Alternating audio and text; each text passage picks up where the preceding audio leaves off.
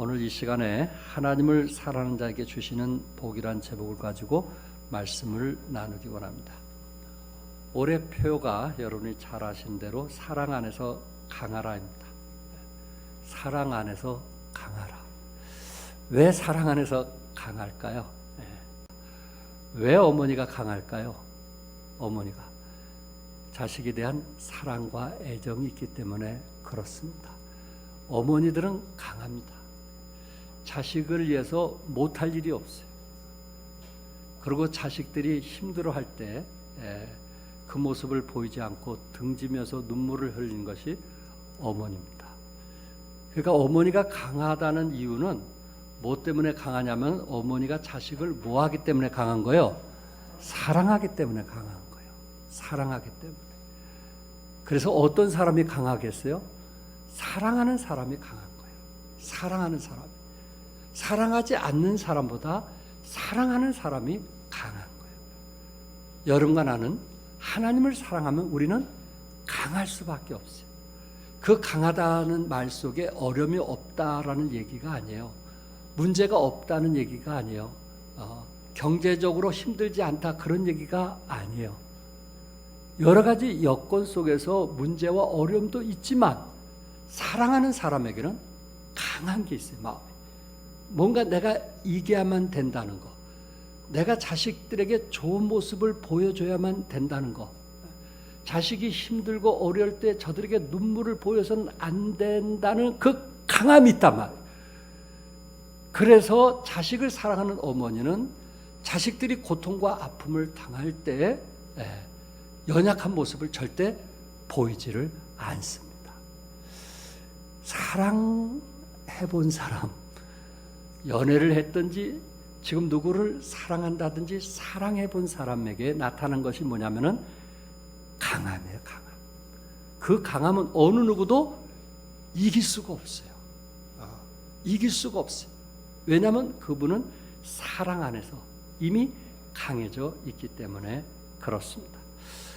그러면서 찰스 슈멜이라고 하는 사람은 긴급함의 폭정이라는 그의 저서를 통해서 가장 큰 위험은 긴급함 때문에 중요한 것을 도외시하는 것이다 라고 말했습니다. 가장 위험한 게 무엇이냐? 그것은 어떤 긴급한 일로 인해서 중요한 것을 잃고 있다는 것입니다. 우리가 살아가면서 한 예입니다. 그냥 살아가면서 가정에서 가장 중요한 게 뭘까요? 돈일까요? 공부일까요? 가정에서 정말 중요한 게 뭡니까? 가정에서 중요한 것은 부부 사랑이고요. 가정에서 중요한 것은 부모와 자식 간의 사랑이에요. 사랑보다 더 중요한 건 없어요. 맞죠? 맞죠? 사랑보다 더 중요한 건 없어요. 사랑이 깨지면요, 부부가 깨지고 가정이 깨지는 거예요. 공부를 조금 못해도요, 그 가정은 행복할 수 있어요. 물질은 좀 적게 벌어도요, 그 가정은 행복할 수 있어요. 사랑이 있는 한. 그러나 사랑이 깨지면요, 돈이 아무리 많아도 자식들이 공부를 아무리 잘해도 그 가정은 깨어지고 무너질 수밖에 없어요. 가장 중요한 게 뭔지 아시겠죠? 사랑이에요. 사랑. 사랑. 부부지간의 서로의 사랑을 늘 인식하면서 살아가는 거, 부모와 자식 간에 서로 사랑하고 있다는 것을 인식하면서 살아가는 거, 이보다 더 중요한 것은 없어요. 근데 우리는 긴급한 일로 인해서, 주위에 있는 사람들이 추구하는 그런 일로 인해서 우리가 진정 사랑해야 될 그 부분에 대해서 잃어가고 있다라는 것입니다. 그래서 갈등이 오고 상처가 오고 아픔이 있지 않겠는가? 여러분과 제가 살아가면서 이 땅에서 가장 중요한 게 무엇인가? 결국 우리가 추구하는 돈이나 명예나 권세나 어떤 것도 아니라는 거. 가정을 안정되게 하고 소망을 갖게 하고 내일에 대해서, 미래에 대해서 기대감을 갖게 하는 것은 서로 뭐 하는 거예요? 사랑하는 거예요. 그게 중요한 거예요. 그것을 긴급한 일로 인해서 잃게 됐을 때 그 가정은 무너지기 시작하고 우리 마음에 만족이 없고 뭔가 우리가 모든 걸, 내가 추구하는 모든 것을 가졌다 할지라도 우리 마음은 허전하고 기쁨이 없고 행복하지를 못하게 됩니다. 그래서 여러분과 내가 살아가면서 긴급한 일 때문에 서로 사랑하는 이 사랑의 그 중요성을 잃지 않는 그런 여러분과 제가 될 수 있기를 바랍니다. 오늘 본문에서 하나님을 사랑하는 자에게 하나님께서 주시고자 하는 복이 무엇일까요? 그 중에 첫째가 여러분과 저를 건져 주시겠다고 약속을 했습니다. 14절에 하나님이 이르시되 그가 나를 사랑한즉 내가 그를 건지리라. 그가 내 이름을 안즉 내가 그를 높이리라. 우리가 하나님을 사랑하면 하나님이 우리를 뭐 하시겠다고요? 건지시겠다고 했고, 또 하나는 뭐 했어요? 그를 높이리라. 우리가 하나님을 사랑하면 하나님이 우리를 건지시고 하나님이 우리를 높이시겠다고 약속을 하셨습니다. 오늘 본문에 보니까 하나님이 이르시되 그가 나를 사랑한즉, 그러니까 시편 기자는 하나님을 어떻게 했다는 거예요? 사랑했다는 거예요. 시편 기자는 하나님을 뭐 했어요? 사랑했어요. 그가 나를 사랑한즉 내가 그를 건지리라, 이렇게 말씀했어요. 여기에 사랑했다는 말은, 다시 말해서 시편 기자가 하나님을 사랑했다는 그 단어의 뜻은 달라붙다, 애착을 가진다는 말이에요. 그러니까 달라붙어 있고 애착을 가지는 그 상태를 가지고 사랑한다라는 표현을 했어요. 요새 나이가 들어가지고 대학을 들어가든지 직장 생활을 하는 자녀들 보면요, 부모로부터 독립하기를 원해요. 부모와 같이 있는 것을 싫어해요. 부모와 같이 어디 동행하는 것을 싫어해요. 그런데 어릴 때, 아이들이 어릴 때는 뭔가 부모가 없으면 허전하니까 부모가 자기 곁에 떠나는 것을 싫어하는 거예요. 소녀 중에 애랑이가 있었는데, 좀 애랑이하고 저희 부부가 좀 함께 하고 싶어서 애랑이가 초등학교 2학년 때, 야, 너 방학했으니까 좀 우리 집에 와서 좀 같이 좀 이제 있자라고 얘기했어요. 그러니까 쉽게 승낙을 했어요. 그래서 늘 제가 교회 생활하니까 교회에 같이 있으면서 월요일날 이 고대 앞에 스케이트장 가서 좀 스케이트도 타주고, 걔가 좋아하는 일을 시간을 투자해서 하기도 하고, 그 아이 있는 그 자체가 너무너무 행복했던 거예요. 초등학교 2학년 때. 그런데 한 이틀 지났나요? 저녁밥을 먹는데 애가 그냥 눈에서 닭똥 같은 눈물을 쫙 흐르는 거예요. 깜짝 놀랐어요. 야, 우리가 뭐 잘못해 준 거 있냐? 왜 우냐? 했더니 누가 보고 싶어요? 엄마 보고 싶다는 거야. 야, 엄마 보고 싶다는 거예요. 아무리 잘해줘도 소용이 없는 거예요. 내가 아무리 그 아이를 필요해도 소용이 없는 거예요. 그 아이에게 필요한 것은 누구예요? 엄마가 필요한 거예요. 닭똥 같은 눈물을 제가 지금도 기억한다니까요. 그래서 그냥 그 즉시 밥 먹자마자 데려다 줬어요. 아이들을 울릴 수는 없잖아요. 내가 아무리 좋아해도. 이처럼 어린 아이들은 누가 없으면, 엄마가 없으면 허전한 거예요. 엄마가 곁에 있어야 마음이 편하는 거예요. 엄마가 곁에 있어야 놀기도 하는 거예요. 엄마가 곁에 있어야 다른 쪽으로 멀리 갔다가 다시 항상 돌아오는 거예요. 이게 오늘 사랑이라는 단어로 표현을 했단 말이에요. 사랑이라는 것은 뭐냐? 달라붙다, 애착을 가지다. 그러니까 여러분들이 그 어릴 때처럼 엄마가 없이는 살 수 없는, 엄마가 곁에서 뭔가 숨소리라도 들리고 목소리가 들려야 뭔가 편안하게 잠을 잘 수 있는 그때를 한번 생각을 해보시고, 내가 하나님을 사랑한다는 말은 무엇인가? 시편 기자가 하나님을 사랑한다는 말이 무엇인가? 늘 하나님의 음성 없이는 살 수 없고, 찬양 없이는 살 수 없고, 그리고 기도 없이는 살 수 없는, 아버지 없이는 우리는 한 시간도 살아갈 수 없는 그 상태, 그것을 사랑한다는 단어로 표현을 했던 것입니다. 그가 나를 사랑한즉, 시편 기자가 하나님을 사랑하니까 내가 그를 뭐하리라 했어요? 건지겠다, 건지겠다, 보살피겠다는 말씀 아니겠어요? 돌봐주겠다는 말씀 안 했어요? 전쟁과 위험에서 하나님께서 건져 주시겠다는 약속의 말씀입니다. 여러분들이 잘 아시는 대로 고센 땅에 이스라엘 백성들이 한 200만 이상 불어나니까 이 쿠데타를 일으킬까 봐 바로 왕이 겁이 나가지고요. 이제 그 이스라엘 백성들에게 심한 노동을 시키는 것을 보게 됩니다. 그래도 안 되니까는 이제는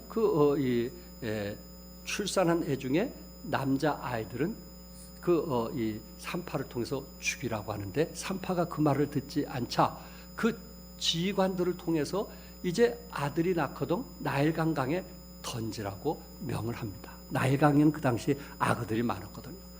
그러니까 더 이상 자식을 이렇게 번식하지 못하도록 이 자식을 죽이라고 명합니다. 근데 여러분들이 아신 대로 모세 어머니는 몇 개월 동안 아이를 숨겨서 키웠어요? 몇 개월 동안? 3개월 동안 아이를 숨겨서 키운 거예요. 어머니 요게벳은 무서운 바로 왕보다 하나님을 더 두려워했던 거예요. 하나님을 더 사랑했던 거예요. 그러니까 여러분이 아시는 대로 결국 3개월 지난 후에 나일강 강가에 누구를 통해서 살아났어요? 누구를 통해서? 모세가 누구를 통해서 살아났어요? 바로 공주를 통해서 살아났지. 그 당시는 어느 누구도 이스라엘에서 태어난 아들을 살릴 수 있는 자격을 가진 사람은 아무도 없어요. 아무도 없어요. 그런데 바로의 공주만이 그 자식을 살릴 수가 있어요. 근데 성경에 보니까 나일강 강에 이렇게 떠내려온 그 아이가 히브리인이라는 것을 알았단 말이에요. 그러면서 성경은 뭐라 했어요? 그 공주의 마음에 그 아들에 대해서 어떤 마음을 가졌다 그랬어요? 불쌍히 여기는 마음을 가졌단 말이에요. 불쌍히, 모성애가 나온 거예요. 모성애. 불쌍히 여기는 마음을 갖게 하신 거예요. 결국 물에서 구원하신 하나님을 찬양합시다. 예. 그 일을 인도하신 분은 결국 누구실까요? 하나님이신 거예요. 물에서 건지시는 분은 하나님이신 거예요. 여러분과 내가 살면서 나일강 같은 아무리 어렵고 두렵고 힘든 부분이 있다 할지라도 그곳에서 건지시는 분은 누구시라고요? 하나님이신 거예요. 아멘. 우리가 누구를 사랑하면, 하나님만 사랑하면 일하면서 찬송을 하든지, 일하면서 기도하든지, 일하면서 생각나면 하나님 감사합니다. 그렇게 우리가 고백할 수 있다면, 하나님을 사랑하는 모습들이 여러분의 삶의 현장에서 보여진다면, 하나님은 우리에게 어떤 어려움과 어떤 문제 속에서도 하나님은 우리를 어떻게 하시는 분이에요? 일으키시는 분이시라는 것을 말씀하고 있습니다. 또한 하나님을 사랑하시는 분은 하나님이 건지실 뿐만 아니라 그가 내 이름을 안즉 내가 그를 뭐하리라? 높이리라고 말씀했어요. 하나님은 우리를 건지시고 하나님을 사랑하시는 분은 하나님이 우리를 뭐 하신다고요? 높이시리라고 말씀했어요. 그가, 시편 기자가 내 이름을 안즉 알았단 말이에요. 시편 기자는 하나님에 대해서 알았단 말이에요. 이거는 지식적인 알미 아니고 체험적인 알미랍니다. 부부가 서로 아는 것처럼 그런 알을 여기서 말씀하고 있어요. 여러분들은 하나님에 대해서 얼마나 알고 계시는가요? 하나님에 대해서 얼마나 알고 계시는가요? 지금도 마음에 하나님에 대해서 얼마나 알고 계시는가요? 여러분의 삶에 힘들고 어려울 때 하나님께서 우리를 구원해 주고 축복했을 때 그거에 대해서 지금도 얼마나 우리 마음속에 느끼고 체험하고 있느냐 하는 거예요. 여러분과 내가 살아가면서 연애했을 때 그 사랑 기억하시죠? 그래서 결혼 기념 때 그 연애할 때를 종종 얘기하잖아요. 여러분들 또 누구를 사랑했을 때 기억하시잖아요. 그 얘기만 하면 이미 우리가 몸에 체험이 된 이야기를 하잖아요. 우리는 하나님의 이름을 알 때 이게 체험적으로 하는 사람, 내가 그때 힘들었을 때, 그때 어려웠을 때, 그때 눈물 많이 났을 때 하나님께서 나를 위로해 줬다는 그 체험적인 신앙을 갖게 됐을 때 하나님이 우리를 뭐 하신다고요? 높여주신다고 말씀을 했습니다. 특별히 우리 성경에 내 이름을 안직이라고 했으니까 주의 이름을 아는 것이 사실 힘이 되는 거예요. 이처럼 하나님을 안다는 게 이만큼 우리에게 힘이 되는 거예요. 힘이 되는 거예요. 여러분이 아신 대로 여호와, 야훼 하나님, 전에도 계시고 이제도 계시며 언약하신 바를 이루시고 약속하신 것을 반드시 성취하시는 하나님. 여호와 일에 잘 아시죠? 하나님이 친히 준비하시는, 미리 예비하시는 하나님. 여호와 니시, 승리의 깃발이 되신 하나님. 여호와 라파, 우리를 치료하시는 하나님. 여호와 로이, 목자가 되신 하나님. 임마누엘, 하나님이 우리가 뭐 하시는 거예요? 함께 하시는 하나님. 이것을 우리가 지금 머리로만 알고 있는가? 내 마음으로 지금 그분의 이름을 부를 때 와 닿는가? 그렇지. 제가 지금 어머니 생각할 때 내 마음에 와 닿듯이 내 마음에 울림이 있었던 것처럼 우리는 하나님의 이름을 부를 때 과연 그것이 내 마음에 울림이 있었는가? 이게 진정으로 아는 거란 말이에요. 이렇게 우리가 하나님을 알게 될 때, 이렇게 우리가 하나님을 인정하게 될 때 하나님은 우리가 어떤 상황이 있든지 하나님은 우리를 높여주시겠다고 약속을 했습니다. 이런 하나님. 여호와는 나의 선한 목자시다. 여호와 로이, 그 선한 목자 되신 하나님, 그거에 대해서 여러분 한번 기억해 보셨나요? 산이 높을수록 골이 깊다는 거 아시죠? 여러분이 더 성숙할수록 골이 깊은 거 아시죠? 우리가 변화가 되면 변화가 될수록 골이 깊을 수도 있어요. 그러나 그곳에 함께 하시는 하나님, 나의 목자가 되셔서 하나님이 나를 위해서 앞서 행하시는 하나님, 앞서 길을 인도하시는 하나님, 그거에 대해서 내가 마음속에 알게 될 때 내 마음에 평안이 있고 기쁨이 있어요. 어려움이 있고 힘든데 당장 문제는 있는데 내 마음은 편안한 거예요. 왜? 내가 지금 하나님을 뭐하고 있다는 거예요? 알고 있다는 거예요. 아멘? 하나님 뭐하고 있다는 거예요? 알고 있다는 거예요. 그래서 말씀을 읽으면 그 말씀 나에게 감동을 주시고 그 말씀 나를 힘을 얻게 하는 거예요. 그래서 하루를 승리하면서 살게 하시더란 말이에요. 여러분과 내가 하나님을 알면 하나님이 우리를 높여주시는 거예요. 여러분, 한나에게는 뭐가 없었어요? 자식이 없었잖아요. 그래서 그 시대에 자식이 없는 그 서름과 고통은 지금은 괜찮지만 그 당시의 시대는 너무 힘들었어요. 그래서 하나님께 그냥 땡깡을 부리고 기도했던 것이 한나 아니었어요. 근데 하나님께서 기도를 응답하셔서 사무엘이라는 아들을 주신 거예요. 한나는 이렇게 고백을 합니다. 여호와는 가난하게도 하시고 부하게도 하시며 낮추기도 하시고 모하시기도 하시는도다. 높이기도 하시는도다.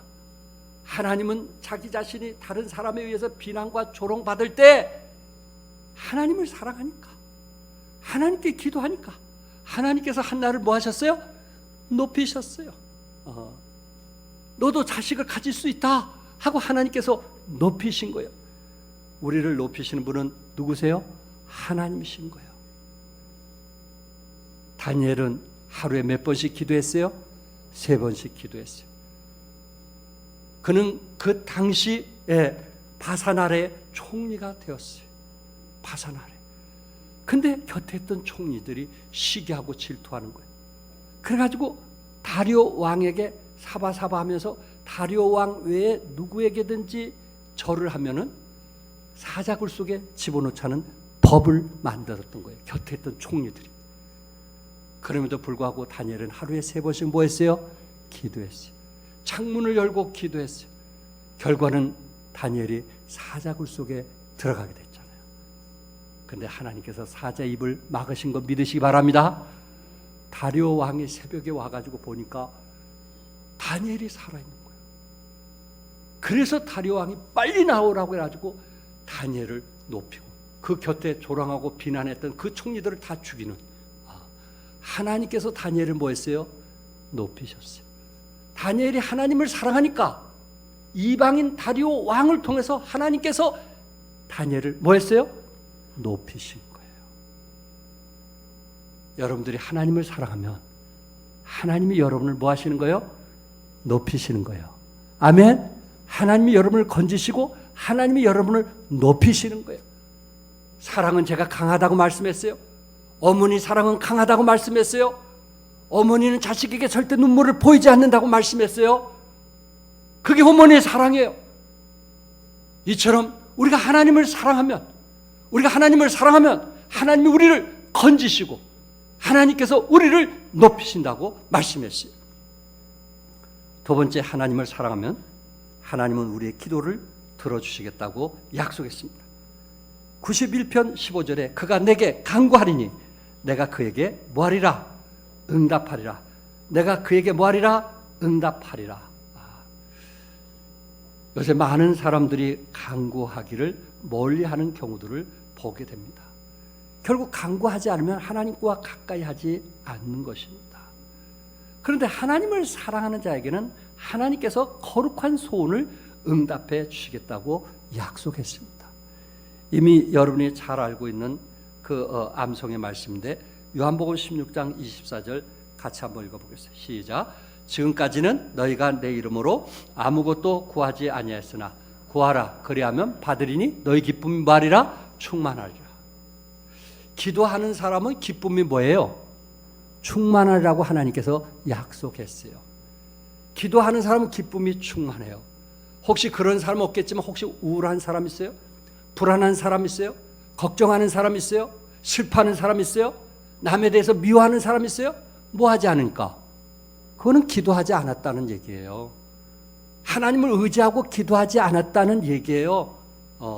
마음에 뭔가 불만 있고 불평이 있는 사람은 뭐 하지 않았다는 거예요? 기도하지 않았다는 거예요. 근데 기도하는 사람은 마음이 평안한 거예요. 기도하는 사람은 마음에 기쁨이 있는 거예요. 기도하는 사람 내일에 대해서 기대와 소망이 있는 거예요. 왜? 하나님께서 우리에게 응답해 줄 것을 믿기 때문에 그런 거예요. 사랑하는 성도 여러분, 기도합시다. 기도합시다. 그래서 항상 기쁨이 있기를 바랍니다.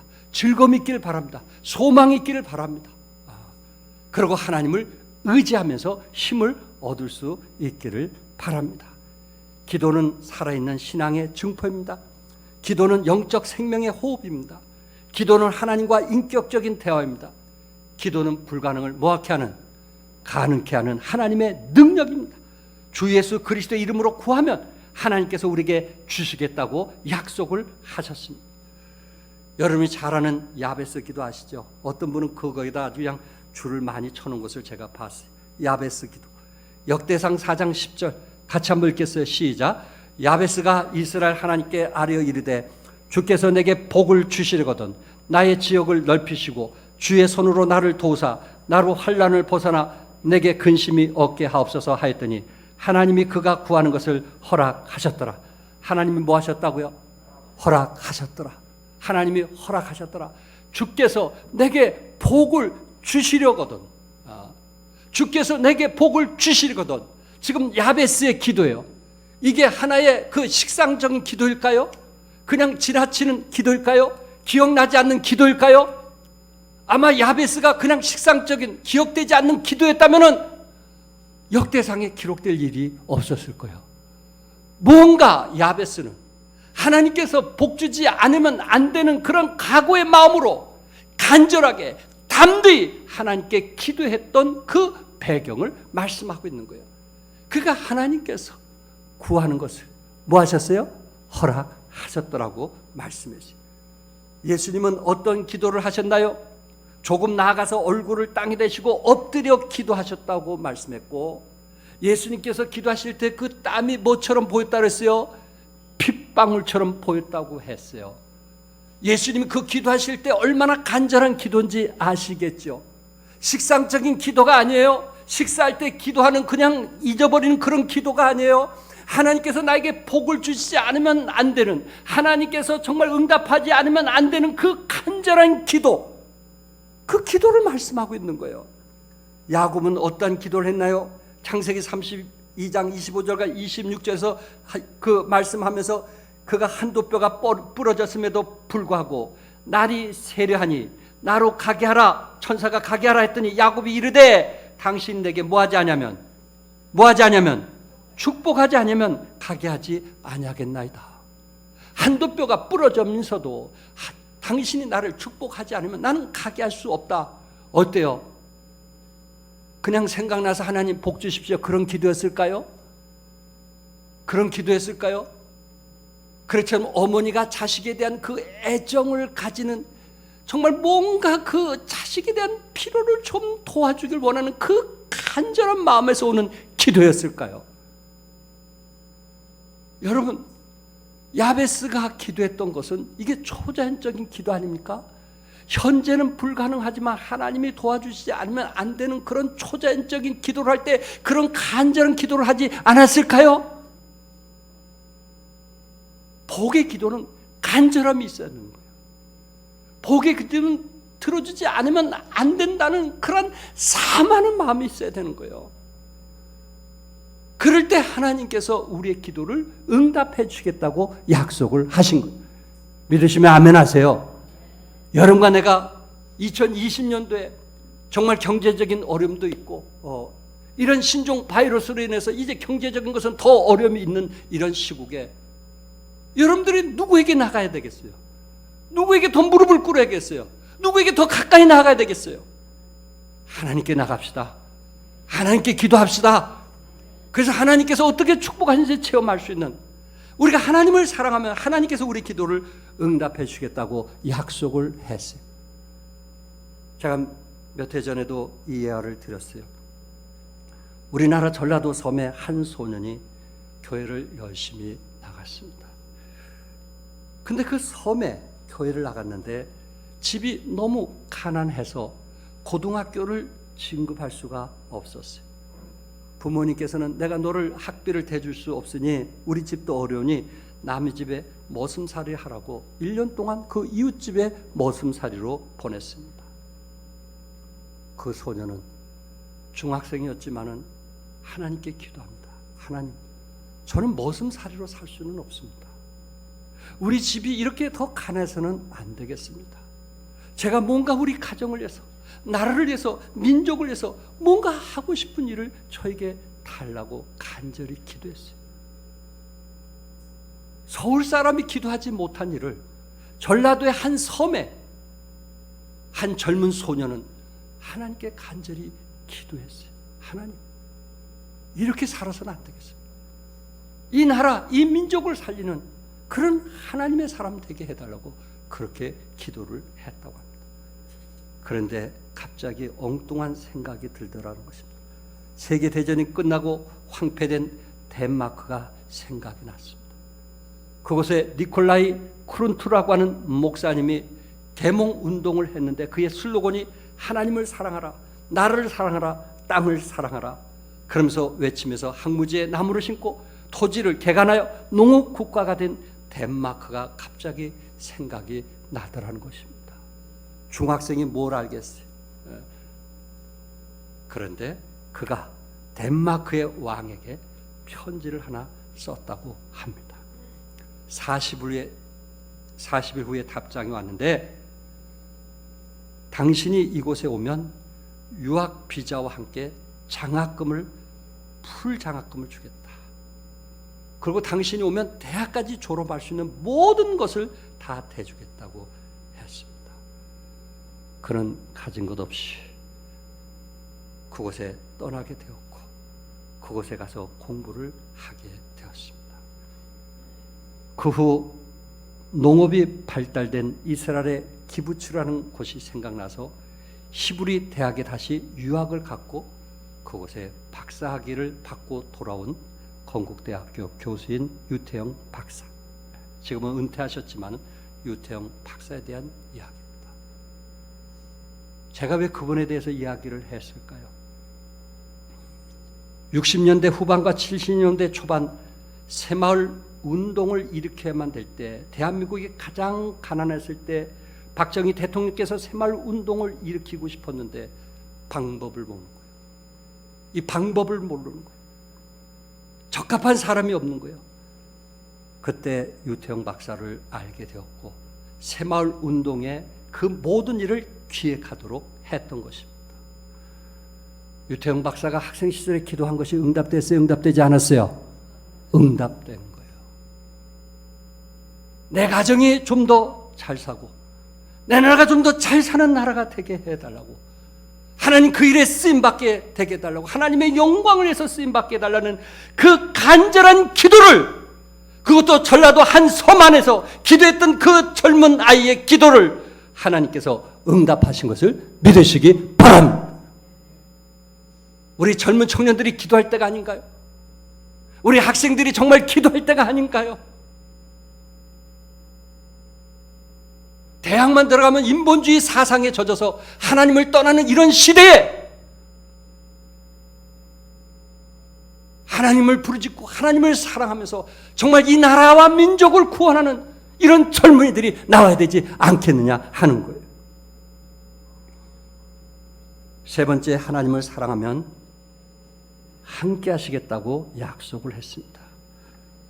91장 15절에 그들이 환난 당할 때 내가 그와 뭐하여 함께하여 그를 건지고 영화롭게 하리라.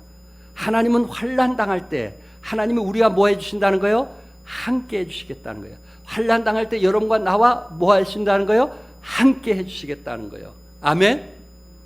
하나님이 함께 해주시면 그 사업은 반드시 뭐 할까요? 성공합니다. 하나님이 함께 하시면 형통합니다. 하나님이 함께 하시면 여러분 가정은 행복합니다. 하나님이 함께 하시면 여러분 두려움으로부터 자유함을 얻습니다. 하나님이 함께 하시면은 여러분 삶에 기쁨이 있는 거예요. 창세기 39장 2절에 여호와께서 요셉과 함께 하심으로 그가 형통한 자가 되어 뭐한 자가 됐어요? 형통한 자. 당시 애굽에서 바로의 신하 친위 대장 보리발 장군 집에서 비록 노예나 머슴살이 했지만 그 노예 생활하면서도 하나님이 함께 하심으로 형통했다. 창세기 39장 23절에 간수장은 그의 손에 맡긴 것이 무엇이든지 살펴보지 아니하였으니 이는 여호와께서 요셉과 함께 하심이라. 여호와께서 그를 범사에 형통케 하셨더라. 간수장이가 요셉에게 열쇠를 맡기고 그 감옥에 들어온 사람들을 관리하도록 했던 이유는 무엇일까요? 간수장이가 보니까 하나님이 함께 하심으로 그의 삶이 형통했단 말이에요. 그것을 본 거예요. 노예로 있을 때라도 하나님이 함께 하셔서 형통하셨고, 감옥에 있을지라도 하나님이 함께 하셔서 형통함을 믿으시기 바랍니다. 프랑스의 철학자요 수학자였던 파스칼은 행복은 우리 밖에 있는 것도 아니고 우리 안에 있는 것도 아니다. 행복은 오직 하나님과 함께 있을 때만이 있다. 하나님과 함께 있을 때만이 진정한 뭐가 있는 거예요? 행복이 있는 거예요. 아멘? 행복이 있는 거예요. 하나님께서 우리와 함께 하셔서 환난 가운데 건지시는 분이시고요. 그러면서 보너스로 뭘 주시냐면은, 여러분과 제가 하나님이 내 안에 함께 하심을 정말 믿는다면, 정말을 얘기하는 거예요. 정말 머리로만 믿는 게 아니고 나도 예수님 사랑해요, 나도 하나님 사랑해요, 나도 하나님 위해서 열정적으로 일을 했어요, 그런 얘기가 아니고 진짜 마음으로부터 하나님을 사랑하는 그 아름다운 마음이 있을 때 하나님이 환난 중에 우리에게 함께 하시며 그런 사람에게 보너스를 주는데, 어떤 보너스를 주냐면 16절에 내가 그를 뭐하게 함으로, 장수하게 함으로 그를 만족하게 하며. 하나님을 사랑하는 사람은요 우리 마음에 평안이 있어요. 그런 사람은 장수함이 있는 거예요. 잠언 10장 27절에 여호와를 경외하면 뭐하느니라?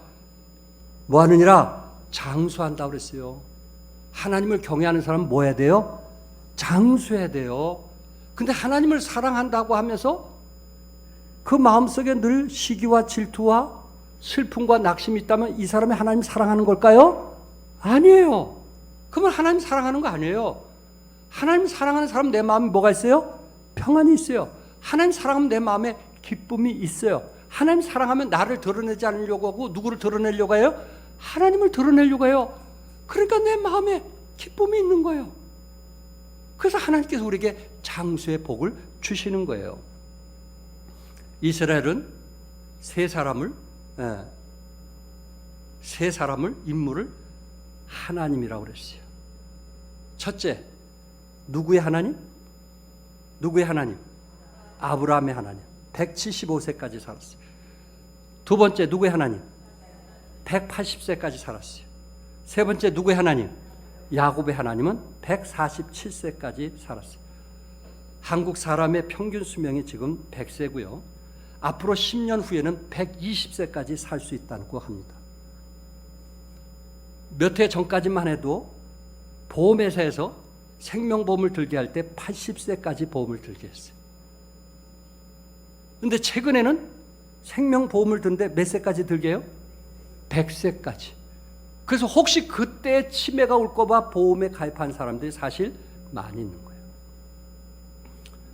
그런데 제가 한 예를 드리고 말씀드릴게요. 왜 하나님께서 우리를 장수하게 하셔야 복이 있는가?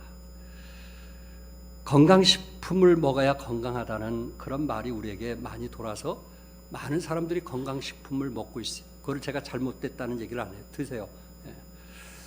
근데 미국의 건강식품으로 유명한 허발라이프사의 창업자 마크 휴즈 회장은 건강보조식품을 판매함을 통해서 한 해 매출이 9억 달러, 약 1조 이상을 벌었던 사람입니다. 대단한 사람이죠. 그리고 그분이 이제 이 건강식품을 위해서 이 약속하기를 세계 사람에게 더 많은 건강보조식품을 공급하는데 생애를 바치겠다. 생애를 바치겠다. 그렇게 약속을 했어요.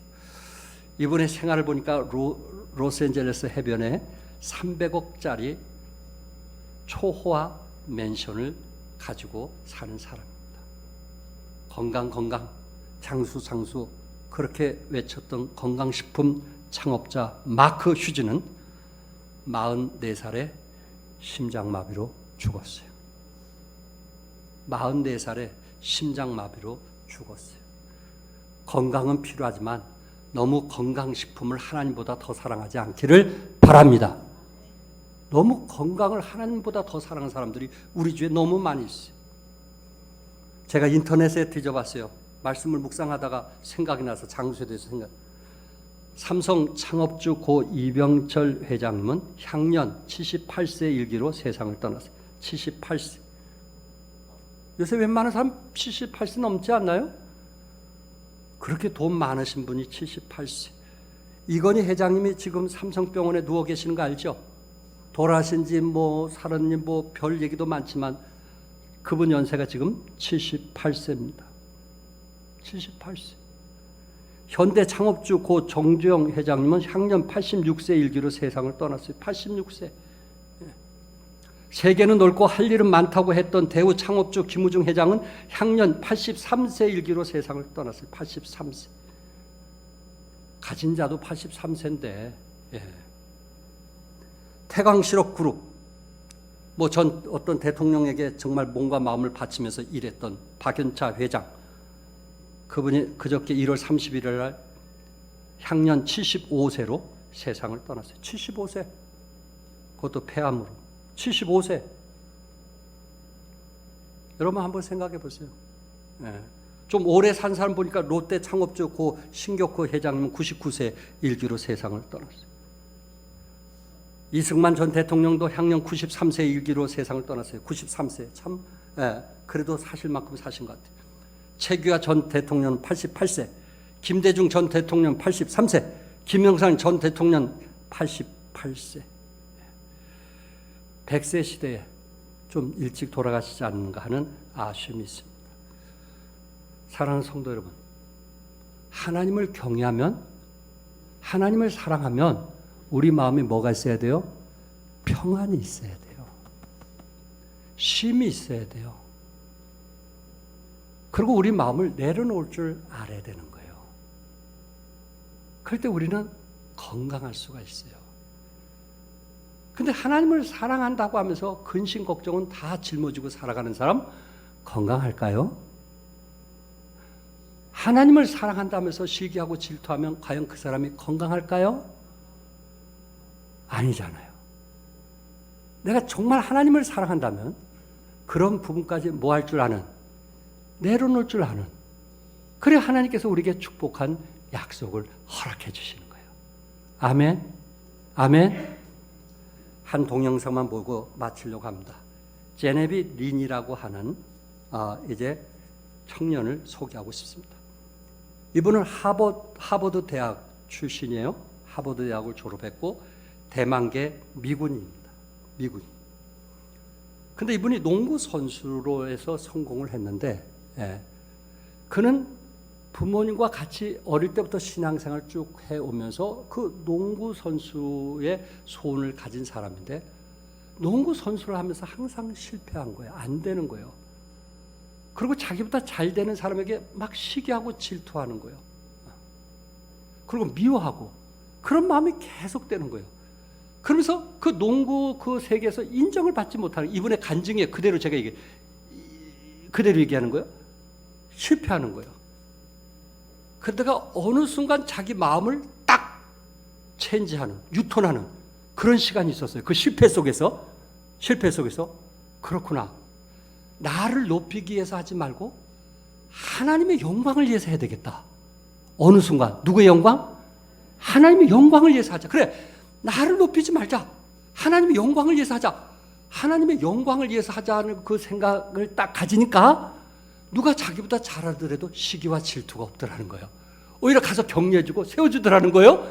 마음이 그렇게 달라지더라는 거예요. 그리고 자기가 전처럼 똑같이 농구를 해도 실패를 했는데 낙심하고 실망하는 것이 아니라 하나님의 영광을 위해서 더 열심히 해야지.